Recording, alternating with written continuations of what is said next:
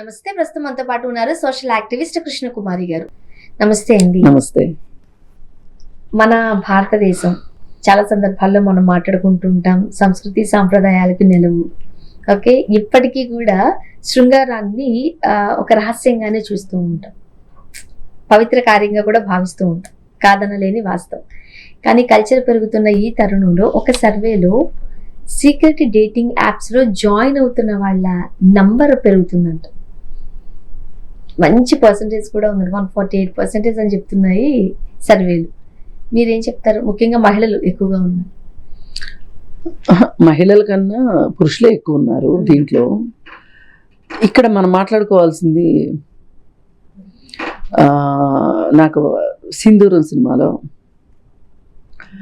నక్సలైట్లు ఎంతమంది చనిపోయారు, పోలీసులు ఎంతమంది చనిపోయారు అన్నప్పుడు ఒకతను ఆక్రోశంగా మాట్లాడతాడు. నక్సలైట్లు ఏంటి, మనుషులేంటి, నక్సలైట్లు ఏంటి, పోలీసులు ఏంటి, మనుషులు చచ్చిపోయారని చెప్పండి అంటాడు. ఆ డైలాగ్ చాలా బాగుంటుంది, చాలా హృదయానికి దగ్గరగా ఉంటుంది. అట్లాగే ఇలాంటి అనైతికమైన వ్యవహారాలకి ఆడవాళ్ళు ఎంతమంది ముందుకెళ్ళినా, మగవాళ్ళు ఎంతమంది ముందుకెళ్ళినా జరిగేది విధ్వంసమే. ఇప్పుడు మనం ఏ మాటకు ఆ మాట గొప్పలు చెప్పుకోవచ్చు. మన సంస్కృతి, సాంప్రదాయము, వివాహ వ్యవస్థ, పవిత్రము, ఇవన్నీ చెప్పొచ్చు. నేను వాటి జోలికి వెళ్ళట్లేదా, పవిత్రం అవునా కాదా, అసలు వివాహ వ్యవస్థ ఉందా లేదా, నిద్రపోతుందా లేకపోతే కనుమరుగైపోతుందా, వాటి జోలికి నేను వెళ్ళట్లా. అసలు ఒక కుటుంబంలో ఉంటూ ఏమి వాళ్ళని ఈ యాప్ల వైపు నడిపిస్తున్నాయి, ఎందుకు వాళ్ళు అటువైపు అట్రాక్ట్ అవుతారు అంటే అసలు వాళ్ళ కుటుంబాల్లో వస్తున్న వెలితి ఏంటి, వాళ్ళు ఏం కోల్పోతున్నారు, ఏమి పొందాలనుకుంటున్నారు. ఇప్పుడు ఎందుకండి మనం షాప్కి ఎందుకు వెళ్తాం చెప్పండి, ఏమైనా కొనుక్కుంటానికే వెళ్తాం. ఒక్కోసారి సరదాగా ఏమంటారు విండో షాపింగ్ చేస్తారు, అది వేరే విషయం. కానీ ఏదైనా ఒక వినియోగదారుడు ఎప్పుడుంటాడు, అక్కడ ఆశపడే వెళ్తారు.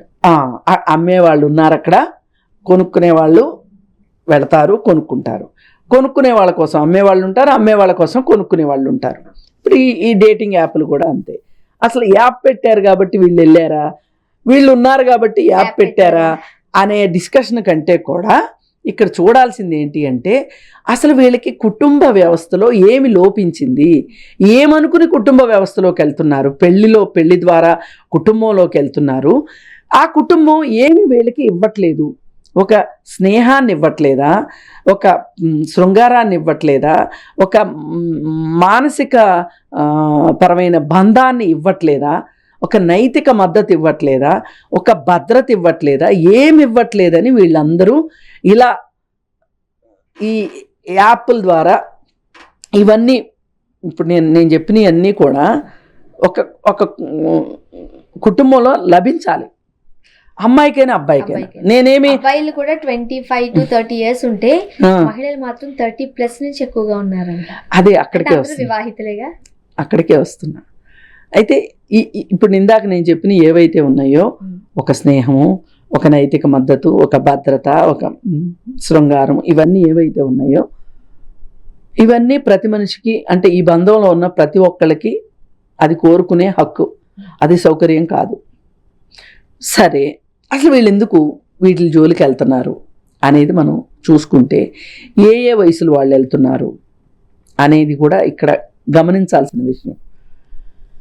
ఇక్కడ అన్ని వయసుల వాళ్ళే వెళ్తున్నారు, అసలు ఈ వయసు ఆ వయసు అని లేదు, అన్ని వయసుల వాళ్ళు వెళ్తున్నారు. అయితే ఈ అన్ని వయసుల వాళ్ళల్లో కూడా ఇక్కడ ఒక ఎవరిని కోరుకుంటున్నారు అనేది ఒక ఆసక్తికర అంశం.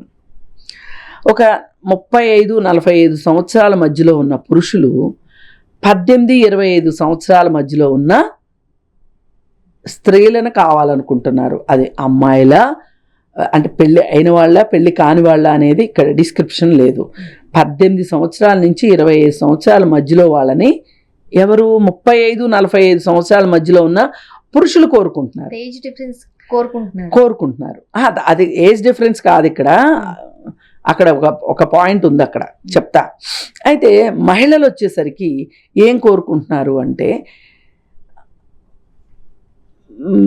30 సంవత్సరాలు 45 సంవత్సరాలు మధ్యలో ఉన్న పురుషుల్ని మహిళలు కోరుకుంటున్నారు.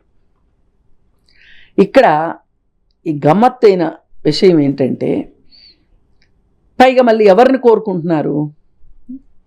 వృత్తుల వారీగా ఆర్థిక స్తోమత బాగా ఉండి ఆర్థికంగా స్థిరపడిన వాళ్ళని కోరుకుంటున్నారు, అమ్మాయిలైనా అబ్బాయిలైనా. ఇప్పుడు ఈ 18 సంవత్సరాలు 25 సంవత్సరాల మధ్యలో ఉన్న అమ్మాయిలను వాళ్ళు ఎందుకు కోరుకుంటున్నారంటే, వీళ్ళ దగ్గర ఒక రకమైన వల్నరబిలిటీ ఉంటుంది, ఒక నిస్సహాయత ఉంటుంది. అంటే ఇంకా జీవితాల్లో స్థిరపడని, ఇప్పుడు ఈ కాలంలో ఈ వయసు మధ్యలో వాళ్ళకి సామాజిక నిబంధనల పట్ల గౌరవం తగ్గింది. ఇప్పుడు ఒక తల్లిని ఒక కూతుర్ని తీసుకోండి, తల్లికి ఉన్నంత కుటుంబ వ్యవస్థ పట్ల గౌరవం కావచ్చు, ఇష్టం కావచ్చు, అందులో ఉండే నియమ నిబంధనల్ని పాటించాలి అని కానీ ఒక తల్లికి ఉన్నంతగా, అంటే తల్లి వయసు ఉన్న వాళ్ళకు ఉన్నంతగా ఇప్పుడు యంగ్స్టర్స్కి లేదు. అది ఒక ఫ్రీక్ సొసైటీ ఒకటి వచ్చింది. నన్ను ఎవరేమనుకున్నా పర్వాలేదు, నాకు కావాల్సింది ఏంటి? ఒక సౌకర్యవంతమైన విలాసవంతమైన జీవితం. పెళ్ళికి ముందు నేను ఎలా ఉన్నాననేది అనవసరం, అతనికి కూడా ఇష్టమైతే పెళ్ళి తర్వాత ఎలా ఉన్నాననేది కూడా అనవసరం, కట్టుబడాలా కట్టుబడక్కర్లేదా అనేది వాళ్ళిద్దరి చాయిస్. ఈ వయసు వాళ్ళనే, ఆ వయసు అబ్బాయి పురుషులు కోరుకోవడం వెనకమాల ఏంటి అంటే, వాళ్ళు అప్పటికి జీవితాల్లో స్థిరపడి ఉంటారు, ఇబ్బడి ముబ్బడిగా డబ్బులు ఉంటాయి. ఈ వయసులో వాళ్ళకి కావాల్సింది ఏంటి? చిన్న చిన్న ఫారిన్ ట్రిప్పులు, ఖరీదైన హోటల్స్లో భోజనాలు, అలాగే ఖరీదైన బట్టలు, ఇంకొంచెం బాగుంటే బ్యాంక్ బ్యాలెన్సు, ఇంకొంచెం బాగుంటే నగలు.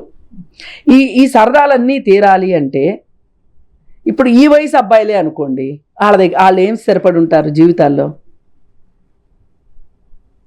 అవునా? అందుకని ఏంటంటే ఆ పురుషులకి కావాల్సింది ఈ మాదిరి ఆడపిల్లలు కావాలి. ఈ వీళ్ళకి వాళ్ళు కావాలి.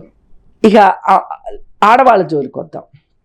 వీళ్ళు 30-45 సంవత్సరాల మధ్యలో ఆడవాళ్ళు అంతే వయసు వాళ్ళని కోరుకుంటున్నారు.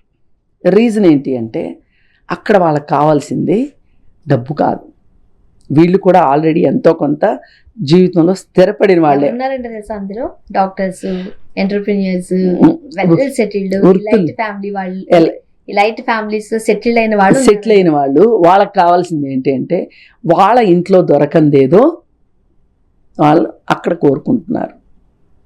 కొంతమంది కేవలం మాటలు, కొంతమందికి ఒక 2 గంటలు కలిసి స్పెండ్ చేయటం, సినిమాకి వెళ్ళడానికి కూడా తోడు లేని సందర్భాల్లో ఉన్నారు. అందుకని సినిమాలకి లేదు అనుకుంటే చిన్న చిన్న షార్ట్ ట్రిప్స్, ఇవన్నీ వెరసి చూస్తుంది ఏంటి అంటే, ఎవరేం కావాలనుకుంటున్నారనే దానికంటే కూడా కుటుంబ వ్యవస్థలో వచ్చిన భార్యాభర్తల మధ్యలో లోపించిన విషయాలు ఇక్కడ మనకి క్లియర్ కట్గా కనపడుతున్నాయి. అవి ఆర్థికపరమైనయా, మానసికపరమైనయా, శారీరకపరమైనయా ఏంటి అనేది అనవసరం. ఇక్కడ ఈ మూడింటి కోసం ఆర్థిక విషయాలు కనిపిస్తున్నాయి, ఇక్కడ ఒంటరితనం కనిపిస్తుంది. అలాగే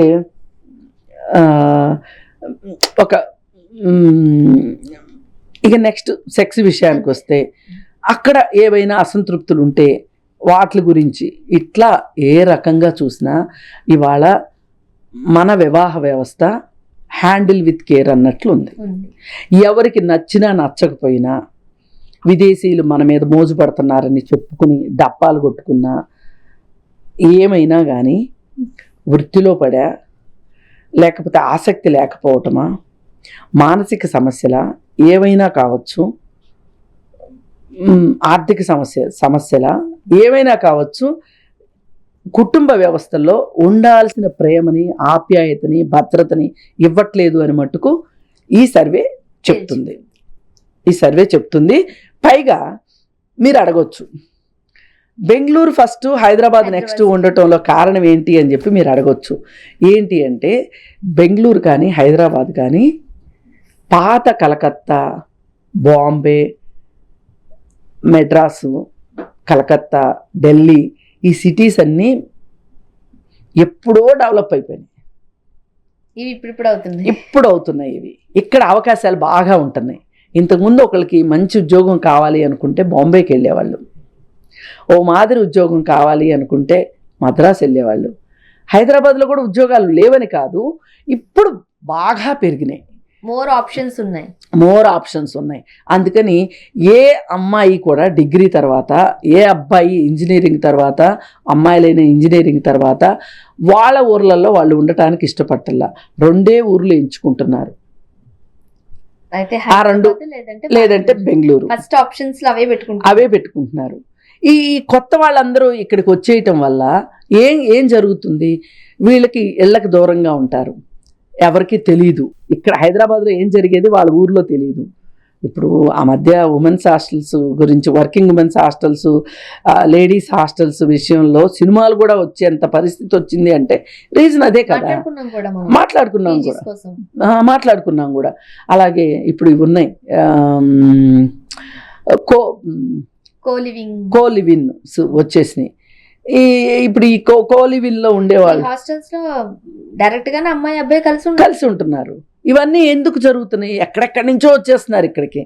వాళ్ళ పెద్దవాళ్ళు ఎవరు ఇక్కడ ఉండరు, వాళ్ళకి తెలిసిన వాళ్ళు కూడా ఉండరు.